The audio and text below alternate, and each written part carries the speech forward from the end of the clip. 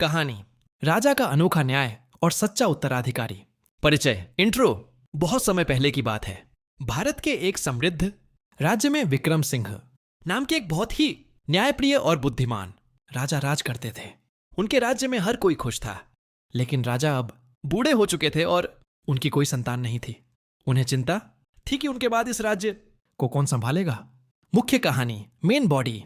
एक दिन राजा ने घोषणा करवाई कि जो भी राज्य का सबसे ईमानदार और बुद्धिमान युवक होगा उसे वह अपना उत्तराधिकारी चुनेंगे। इसके लिए उन्होंने राज्य के सभी युवाओं को महल में बुलाया। राजा ने सभी युवाओं को एक एक बीज दिया और कहा, इस बीज को ले जाओ, गमले में लगाओ और 6 महीने तक इसकी देखभाल करो। 6 महीने बाद जिसके गमले में सबसे सुंदर पौधा होगा उसे मैं इस राज्य का अगला राजा घोषित करूंगा। सभी युवा बीज लेकर अपने अपने घर चले गए। उन्हीं में से एक गरीब लेकिन ईमानदार लड़का था जिसका नाम आदित्य था। आदित्य ने भी उस बीज को बहुत ही प्यार से एक मिट्टी के गमले में बो दिया। वह रोज उसे पानी देता, धूप दिखाता और उसकी देखभाल करता। 1 महीना बीता, 2 महीने बीते, लेकिन आदित्य के गमले में से कोई अंकुर नहीं फूटा। वहीं दूसरी तरफ राज्य के दूसरे युवा आपस में बातें करते थे कि उनके गमले में कितने सुंदर पौधे उगाए हैं। आदित्य बहुत उदास था, लेकिन उसने हिम्मत नहीं हारी और लगातार 6 महीने तक उस बीज की सेवा करता रहा। आखिरकार 6 महीने पूरे हो गए। ट्विस्ट द ट्विस्ट, सभी युवा अपने बड़े और खूबसूरत पौधों वाले गमले लेकर महल पहुंचे। कोई गुलाब का पौधा लाया था तो कोई चमेली का। पूरा महल हरे भरे पौधों से सज गया था, लेकिन आदित्य बहुत शर्मिंदा था क्योंकि उसका गमला बिल्कुल खाली था।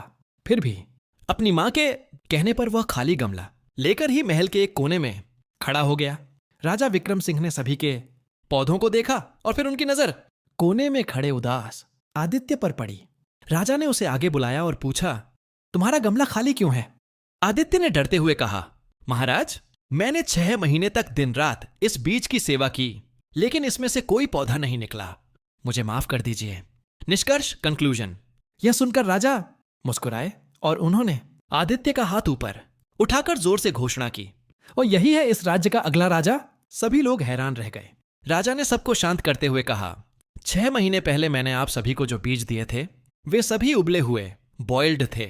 उबले हुए बीजों से कभी कोई पौधा नहीं उग सकता। आप सभी ने राजा बनने के लालच में असली बीज को फेंक कर दूसरा बीज लगा दिया और मुझसे झूठ बोला। केवल आदित्य ही ऐसा था जिसने ईमानदारी दिखाई और खाली गमला लेकर आया। एक राजा में बुद्धि के साथ साथ ईमानदारी का होना सबसे जरूरी है। नैतिक शिक्षा, मोरल। ईमानदारी की राह हमेशा कठिन हो सकती है, लेकिन अंत में जीत हमेशा सच्चाई और ईमानदारी की ही होती है।